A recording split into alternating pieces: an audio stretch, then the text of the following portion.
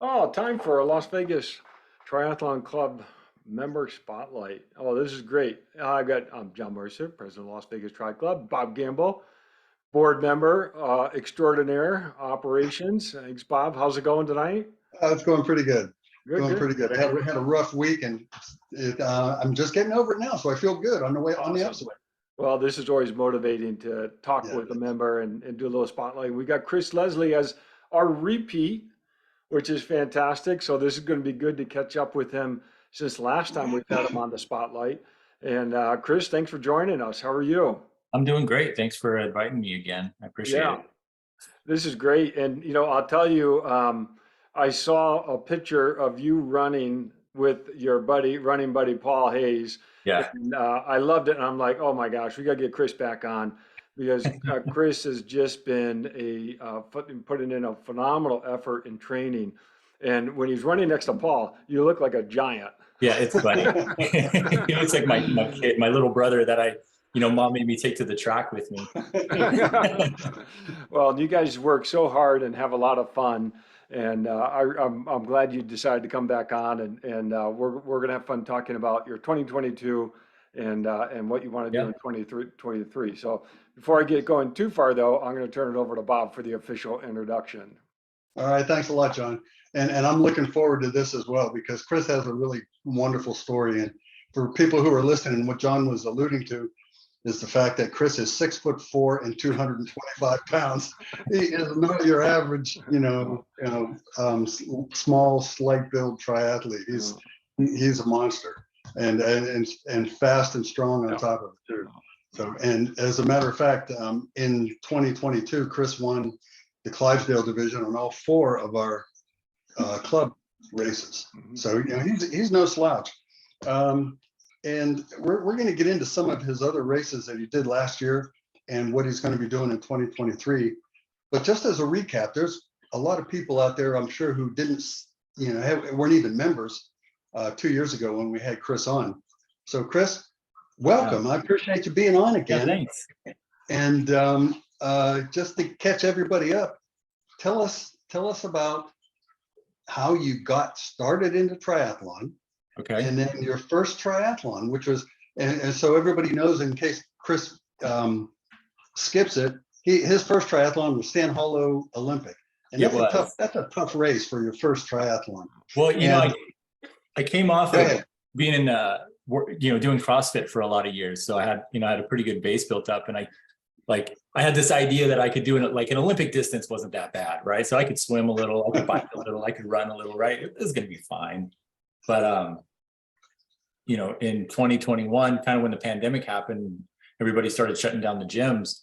I turned to my buddy Mason. Well, I didn't turn to him. Basically, I said, hey, send me $100 or $150 or whatever it costs to sign up for Sand Hollow. And then I signed us both up for Sand Hollow just out of the blue and told him about it later. Oh, by the way, you're doing a triathlon. Yeah, pretty much. And then both of you got started and hit the swimming pool, right? Yeah, basically, we just started hitting the swimming pool as much as we could. I bought a bike. I didn't even have a bike at the time, so I bought a bike. We'd already started running because the idea was, maybe we might do a half marathon or something like that in the future. But so we started running, and I just was like, if we're going to run, we might as well just bike and swim too. And so I signed him up and said, hey, we're doing a triathlon, and we did Sand Hollow. And I think the YouTube video is still out there. We kind of recorded the whole thing of us, going down there and actually doing the event and getting killed. Obviously, we died afterwards, but it was a lot of fun. Well, I was going to just ask, what was your starting weight at that point? I think I was like 265 pounds when we did that one. I was pretty big, yeah. And just to unpack that a little bit more is Chris signed up for a triathlon and he didn't have a bicycle yet. No. And he didn't swim yet. They go, yeah, sure, why not? Let's do an Olympic triathlon. Sure, I'll tell you what. That's wonderful. If like weightlifting and CrossFit has taught me anything, it's the idea that I can basically put myself in it, torture myself for an extended amount of time, right? So I figured I could ride a bike for at least 25 miles or however long it was.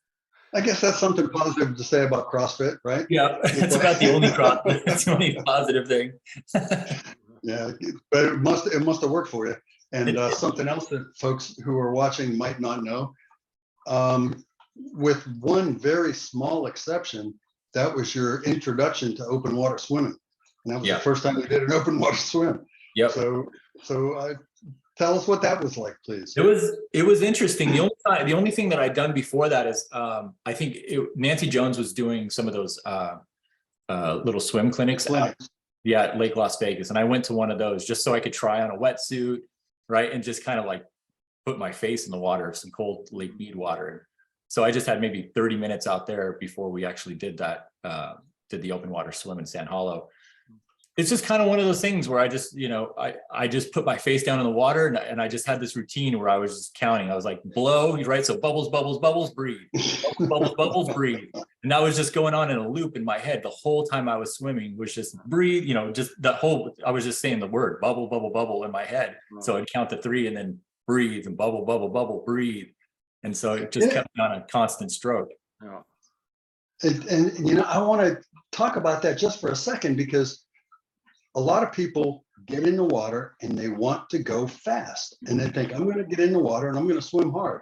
But what you did, which is so good, was that you said the process is I'm going to breathe out underwater, turn my head and breathe in. When my face is in the air. So you were focused on the process of swimming, and Right. everything else took care of itself, right? Yeah, that's one thing that I've learned, through my fitness journey, is that if I can focus on something else other than what I'm doing, then you tend to just continue doing what you're doing at a decent pace. Mhm. Whether same thing with running or biking, you just kind of think, you're just thinking about something different, and next thing you know, you're going faster than you thought you were going. Yeah. John, where does this fit into your philosophy? Oh, no, that's great. Hey, enjoy the journey. That's what Yeah. it's all about. You gotta have fun along the way. And you certainly do that. Even, we got a comment here from, Max on here. He already put fun in quotes for you. And he also said, hey, tell them how much caffeine you had prior to the race. Oh, entirely too much. I had this idea. I remember it was the first time I had bought these Cliff Blocks, those little gel Cliff Blocks. And I was like, I know what I'm going to do. I'm going to just have these in my little tri-suit pockets on the side. And I hadn't done anything with them before. And I didn't realize that when you get out of the water, you're obviously wet. So I shoved all these Cliff blocks into the side of my pockets here. And all of them just basically turned into a giant Cliff Block. This whole caffeine Cliff Block. And I'm just trying to eat these things as I'm going on the bike. But I had like a cup of coffee. I had all these Cliff Blocks. I was eating goos with 100 milligrams of caffeine in it. Because in my head, it was like, you got to go, go, go, go. I had entirely too much caffeine. Oh, that's funny. It's amazing that you weren't followed by like hordes of ants and bees. Yeah. Your legs were covered in syrup. Oh, that's great. Okay, so after Sand Hollow, you got into our races. Yeah, I did. So I did Sand Hollow, and then I did Pumpkin Man later that year. Okay. And Pumpkin Man, what can you say about Pumpkin Man? It's just, I think every direction is uphill in the wind. So both years that I've done it, it's probably one of the hardest races I've done, actually. Yeah. And if there's anybody watching who doesn't know about Pumpkin Man, it starts at Lake Mead, and you run up to T1, get on your bike, and then you ride up to Boulder City, which is, I think it's like 1,800 feet elevation gain or something like that, and in 12 miles. And yeah, and then there's always, for some odd reason, a headwind. And, so it's a pretty great, beginning triathlon there, dude. Well, and someone who's 225 plus pounds at that point, that makes that course even harder. So it's just more impressive, even more impressive how well you do. And Max does have you here as King of the Clydesdale. So, yeah, right. I love it. That's such an honor. That's great. So then, in 2022, I basically did all of the club events with the entire goal of just trying to beat Chad Hansen at least once. Never did. That's my 2023 goal. But yeah, he's a stud. He's a stud, man. He's fast. And then I did I did Rage in 2022, and I did Pumpkin Man as well. I didn't do any sort of like Ironmans or anything like that, any 70.3s, but I just did local races for 2022, just to kind of get some speed done. That's kind of where I felt I lacked in 2021, and both of those was I just didn't have any speed. So I was consistent. You know, I could do all of the motions, but you know, I needed a lot more brick workouts for sure. I needed to run more off the bike. I needed to pick up my miles, right? Because I kind of think that, you know, when you're running in a triathlon, you probably add a minute or so, you know, on your minute per mile pace, just to make up for the biking and the running. So I needed to get my mile pace down for sure. So that's why I wanted to stick to local fast races last year. So go ahead, John. I was just gonna say, that's great. And you know, you've got a lot of experience in a short period of time. So that's really neat to hear how you're starting to identify where you want to improve. And I think that's a great sign of where you're going as well. And speaking about where you're going, you've got an Ironman that you're contemplating, a full Ironman. Yeah. We don't want to nail you to it right now in case it doesn't work out. But what are you doing different on your training? I mean, nothing so far, just because I haven't really, you know, fully committed to doing Ironman Arizona. But I'm still, you know, I train with Paul and Paul Hayes and Max Jones a lot. I run with those guys quite a bit and bike with those guys quite a bit. So I'm just kind of still working on pace, just trying to get faster and just keeping up with those guys, really. But I haven't done any sort of like regimented training program or signed up for any of that kind of stuff. To be honest, I haven't even touched the water this year yet, so I got a little bit of work to do. Well, you know, you do realize that speed isn't going to do you as much good in a full Ironman. You know, it's like, right. And as John has finally got it through my thick skull, is to be consistent and put some volume in. You know. Yeah. So. Yeah, and you know, I ran the Rock and Roll Half this year just to kind of get that under my belt, just to see what it was like to run a full half marathon nonstop, you know, 4-time.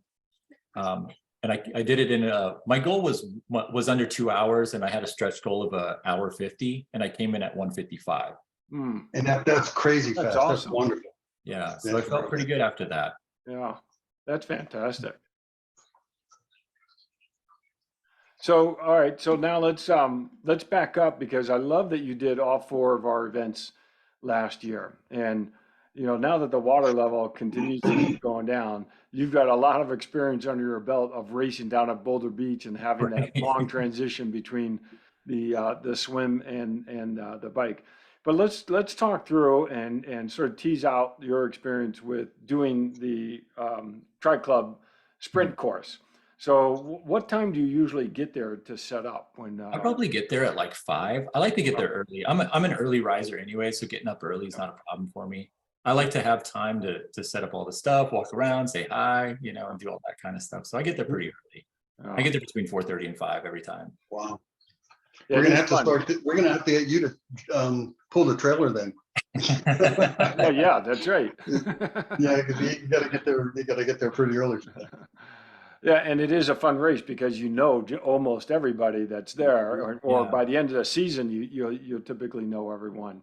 Yeah. And so there is a lot of time to sort of chit and chat before. All right, and then when you head down to the water, I mean, what do you take down to the edge? Because now the water is at least 3/10 of a mile from transition. So I've just been taking Crocs, a pair of Crocs with me now. Okay. Really. I was trying to, you know, have a pair of running shoes down there. It just didn't really work out for me very well, because it's just, I got big old feet, man, and trying to put like wet feet in some shoes, it doesn't work. You know, I don't have those cool like custom Hokas that you got. You can so I gotta just use a pair of Crocs and you know, just use those. And it works out okay. I mean, there's a lot of dirt, there's a lot of rocks, but it's kind of just one of those things I think we're used to now. Yeah. Can you? Yeah. You know, it gives us an advantage over people who don't have to, you know, run 3/4 of a mile through the rocks, the transition area. I mean, the worst is the rage transition that they had last year, all the way up there at the picnic tables. That was rough. That was rage, right? That they did that. Yes. Yeah. Yeah, that's hard. I think for our races, we'll still do our transition because we've got a smaller number of people. So, so that works out. So the Crocs are a great idea. And yeah, you just got to get through that rocky section Yeah. with your feet still intact. And I agree with Uh-huh. you. Trying to put shoes on coming out, that just is really tough. Yeah. I learned from John to, cut the sides down on the shoes, and then I cut the tongue completely out, so my feet slide right in. That's John perfect. has a good model there if you want to look at his shoes. I got an old pair of Sauconys here. I'll let you cut them up for me. We can make Yeah, them. yeah. Good. I think I did a YouTube video on that, but yeah, just get a good pair of utility shears and chop them up and There you go. yeah, but that's good. That's good. Okay, so you get to the transition. Tell Mhm. us about when you're taking the wetsuit off and how you're doing that. So I'm just kind of, I've watched a lot of videos of people taking off wetsuits. So I used to be really kind of like gingerly about taking them off, but now I just rip that thing off. Yeah. So, I just kind of pull my leg out as hard as I can. I figure if it tears, it tears, but it's probably not going to tear. Yeah. So I think the more that I take it off, the more you just start ripping that thing off, and you're Yeah. just like, get off of me. Do you use spray? No, I lube use for your them. I legs? use them. It's like some Gold Bond, like running anti-chafe stuff. It's kind of like a body glide kind of Hmm. stuff, but it's just a Gold Bond version of it. That's all I've Yeah, ever done. yeah, you might want to, try the spray from your knees down and your legs. It helps it Okay. slide off a whole lot better. Yeah, I'll definitely try that. Hmm. I've never used it before. So, And on your forearms. Oh, okay. so when you're running up, are you taking the wetsuit halfway down, or are you waiting until you Yeah. get to one, or what are you doing? Yeah, I'll take it halfway down. So as soon as I get out of the water, I try to take that thing off as soon as I can, because Okay. by that time I'm hot anyways. Yeah, yeah, right. I heat up pretty quick in the water. I love it. Like perfect water temp for me is like in the mid 60s. Oh, I nice. love a nice chilly swim. Oh, that's great. All right, so now you're getting on the bike and Yeah. you got that brutal first climb to get going. Mhm. How do you approach the bike and especially the start? So one of the things I forget who taught me it. It might have been Max or Paul or somebody, but the first thing I do before I even set my bike up is make sure that you're in like the smallest gear, Yeah. right? Especially climbing out of there, because I think the first time I tried to hop on my bike at San Hollow, I was in like a middle gear. I just wasn't paying attention, and then trying to kick over that thing after your legs are a little Yeah. shaky and you're just in this big deep gear, heavy gear. Hmm. It's a pain in the butt. So I stopped carrying what am I thinking of? Oh, I stopped carrying like goos and stuff like that too. So I don't have anything else that I got to put in my pockets or anything like that. I just have this little gel bottle that I fill full of maple syrup and Okay. sodium citrate, I think it is, Oh, nice. and caffeine. Yeah, I took it from stole it from Lionel Sanders. Yeah. So I just got this goo, this little goo bottle basically just filled with maple Yeah. syrup that I just shove in my pocket and hop on the bike. Uh-huh. And then that's it. Then I just kind of attack that hill. I just, the first time I ever came out of that hill, I came out too hot. And then by the time you get to that very last, like 20 feet, you're trying to climb over. 8%. Yeah. Yeah. And you're just like, I think I'm going to have to walk right here. So I learned that after the first time. So now I just kind of take it all the way, I just cruise it all the way up to the top just to get over that hill, and then just kind of, sit down on the bars and go. Yeah. Mhm. Oh, that's great advice. Okay, so then you get the top of that first climb, which is already half a mile into the race. I mean, that's a Yeah. long climb. So then how do you pace out that first out section? I just try to stick to some numbers. I don't really have, I'm probably the worst person to ask about some of this stuff because I don't have like set numbers. I just know what my FTP is, and I know if I can hold like 260 or 270 watts for a good amount of time. Yeah. So I just try to stick with kind of like a power number, because even if I'm going uphill, I know I can stick at a certain power number for a while instead of, I know there's some science when you mix speed and power and all that stuff together. But if I focus too much on one, then it's a detriment to the other side of it. So I just kind of stick with power as much as I can, especially going up hills and stuff like that. And then, let off a little bit coming down hills, obviously, because you're gonna have less power, but. Oh, it's smart. I mean, it's still a 20K bike ride, and so you can't just go out and hammer, from the get-go. It's still, you do still need to pace it, and so that's great to hear. And sprint is a misnomer when you're talking an hour and a half long race. Yeah. So you're absolutely right. That's right. So you know, you're not max power all the way. You hit the turnaround, you come back, and it's a little bit downhill. You open up a little bit. I try to, yeah, I try to. And then because now you know it's the back half of the race, so you just kind of know your body a little bit to see how much you got left in the tank. And knowing that it's downhill quite a bit more, then it's easier just to kind of open it up a lot. Especially when you start seeing the fast guys ahead of you, you know, that are like cruising down those hills at 50 miles an hour, and you're like, I want to get there, I want to get there.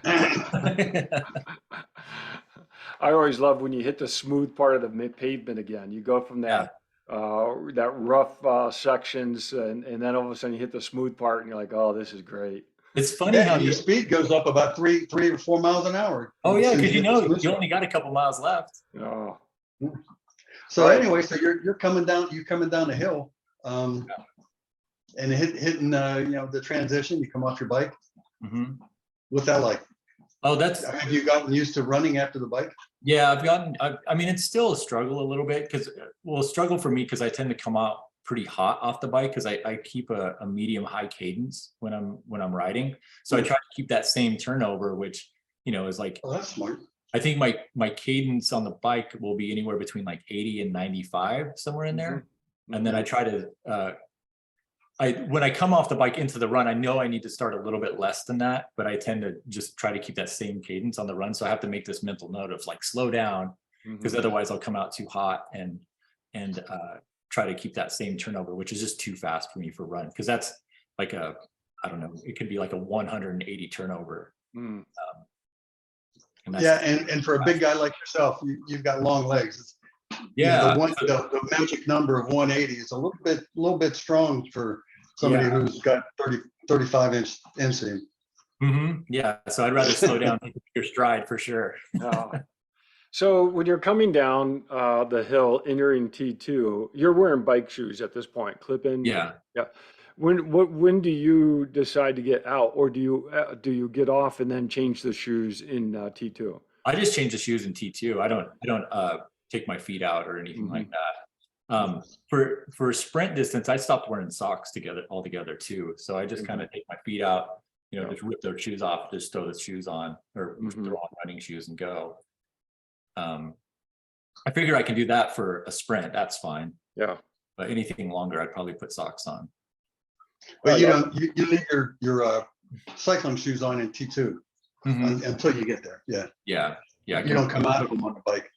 No, that's good. Yeah. A lot of people do that, but I don't know. There's a lot of risk involved in that, I think. Yeah. And I don't really want to fall, you know, to me, like there's more downside. I'm just, you know, I would rather take the extra 10 or 15 seconds and, you know, do the old flippy run up to the line and hop on my bike and take off and not fall over. No, that's smart. And I think that's good for people to hear, is that not everyone needs to do a flying mount. Not everyone needs to do a flying dismount. I think that's really, really important. So that's great. Okay. So off into the run, and that run is not easy either. No, it's straight uphill. It's terrible. That first Either part that or it's out through the sand. Yeah, that first part is in that soft sand part. Yeah, I mean, I don't mind that run too much. I run a lot of hills. I live in Green Valley, so I kind of run a lot of hills over here. Anyway, so I mean, that first hill, that's why you got to slow down, and that's why I have to tell myself to slow down, because I'll come out hot in that flat part in the dirt, and then turn that hill and try to keep that same pace, and there's just no way. Yeah. I just kind of try to keep telling myself, like, don't stop, you know, it's going to flatten out. And it's a while, you know, it's a long straight road, and you can see all the way up it, and you're like, I'll get there eventually. Yeah, it's a good 4/10 of a mile uphill. Yeah. That's no joke. So when you turn that right turn at the top of the hill, how do you start getting into your pace at that point? What do you start thinking about? What are you doing? So I just kind of open up my breathing a little bit. So I kind of do the same thing when I run. Breathe at a certain tempo that I do when I'm in the water, which is kind of like 1, 2, you know, 1, 2, and just kind of, I heard somebody talk about it a long time ago, which was like, if you plan out your breaths, then you'll never you'll never start hyperventilating because you know a breath is coming. In the sense that, like, if you start breathing heavy, like like all the time, it's because it's your brain basically playing a joke on, or not a joke on you, but it's your brain, Trying to catch up. yeah, trying to catch with the up. deficiency, yeah. If you just kind of work it out, work a little pace or a rhythm into it, then you're able to breathe and be able to keep at a better heart rate and kind of constant pace. So I just kind of do the same thing in my head where I just go 1, 2, breathe, 1, 2, breathe, and just kind of open up my stride a little bit. And I kind of keep an eye on my heart rate. I try not to look at pace too much in a race, just because I think I just don't want to look at pace. I just want to look at my heart rate, because I know, just like power, if I can keep a certain heart rate, I can hold a certain heart rate for a certain amount of time. And So tell me, what is your heart rate when you're doing that? When you're doing the 1, 2, 1, 2? One in between 168 and 175 if I've at a good tempo. Wow. Somewhere in there. Oh, that's great advice. I love the advice about trying to focus on your breathing, because that does get you into a rhythm, gets you into a cadence. And how about when you're coming down the hill? What are you thinking of, and how are you staying in control at that point, not blowing a knee out? I like running downhill, so I don't have too many problems. I would say running downhill is almost harder than running uphill, though. Yeah. Which is kind of crazy to think about. But I just go, there's half a mile left or whatever. So I just put it all out there and just, that's when I might look at pace and try to get down to a certain, quicker than normal pace for me, because I'm going downhill and we're almost there. Yeah. And so I'll try to get it down into like the mid 7s, low 7s on the downhill part there on pace. But that's about the only time I'll look at pace. Oh. Well, this is great. I mean, this is an excellent review of the course, and I hope people who are listening to this, I certainly point them to listen to this one as they go into the race. But maybe speak a little bit about our third event. We do an aqua bike, where it's just swim bike. Yeah. And how is that one different than knowing that you have a run at the end, or do you do anything different? Yeah, I mean, I put out a lot more power during that one last year, just because I knew there was no run afterwards. So just the whole time I gave it the full berries the whole way, just as much as I could. That's great. I love that, and that's a good estimate. And then you can see what your time is doing the aquathon versus a normal triathlon. Oh, that's wonderful. All right, so of all the races you did in 2022, which one was your most memorable one? Ooh, I think the one I did, you might remember this. Me and Paul Hayes did a club event in the Speedo. We do. You remember that? We did it in honor of you, actually. So we wanted to see what it was like to do a full sprint distance try in a Speedo. Back in the day, that was the uniform. There were no tri-suits. You wore that for everything. Yeah, right. It was great. But that was probably my most memorable one, just because it was fun. Yeah. You kind of just do the whole thing, and just like I can see people going, "Oh, this guy's in a Speedo." You're like, I love it. You're not allowed to do that now, I guess. I don't know if BBFT allows it, but Ironman doesn't. You have to have someone. Yeah, kind of stinks. Yeah, and you know what I love about that is it was fun, and racing and training should be fun. And I know you have a lot of fun. I've run with you before. Yeah. And it is, it's just a good time, and you need to enjoy it. That's why I love training with the guys that I train with. Is that it's always just you've been on, like you said, you've been on a few runs with us. It's just it's fun, it's hard, it's we're talking the whole time, and we're just pushing each other, and you get a lot of mileage and get a lot of speed out of it. It's great. So thinking back, and from when you started and the events you did even last year, I mean, what was the best piece of advice that you were given, if you remember any single piece? I can't think of one piece of advice right offhand. I think it's just a collective of everything, of just just the whole enjoy the journey kind of thing. That's probably the best advice, is just have fun with it all. So for the folks who are new to this and in the same position that you were like 2 years ago, what would you tell them right now? Is that it? Enjoy the journey? Do you have anything to pass on to the new folks? Yeah, I would say as soon as you get done with your first one, sign up for another one. Yeah, Right? Always have a goal out there. Always just be trying to, be signed up for something, because it just keeps you with that mindset of always just going. mhm, And I don't, to me, this kind of like, this kind of sport just is something that I'll always train for. Like there'll never be an off season kind of thing. Mhm. Even if I'm not, for me anyways, not signed up for something, I'll always be thinking about signing up for something, yeah, or what the next thing is. But the thing that helped me get all through 2021 and 2022 was always having an event that was coming up. And it didn't have to be a hard event, right? It could be a sprint, it could be an Olympic, whatever. It's just, it doesn't always have, it could just be for fun. mhm. But still, you knew you knew you couldn't not do anything and then go and race. Yeah. You had, no, that's a good motivator. If you do your first one and you like it, sign up for another one. Yeah. And just have that always on the calendar. And how does that feel when you cross finish line? Does it give Feels you, great, doesn't it? especially when there's icy pops there. I love it. And I just want to throw out one more time. I mean, to go from 265 plus down to 225, you've obviously lost a lot of weight, but you Mhm. also put on a lot of muscle along Yeah. the way. And so it would have been really neat to see what your body comp changes were over that period of time. So really impressive what you've done, Chris. It is great to see the success that you're having. And this is great to talk with you. Thank you. Yeah. It's been Yeah, it fun. definitely puts a smile on my face for sure. And Yeah, I can see it on Joanne as well. yeah. I gotta get back there, out there and join you guys though. Yeah, definitely. So that's great. All right. Well, Chris, I And love it. one more thing, due to the fact that you're still 225 pounds and 6'4", when we ride, I'm going to be behind you. Okay. Most people are. No. Yeah.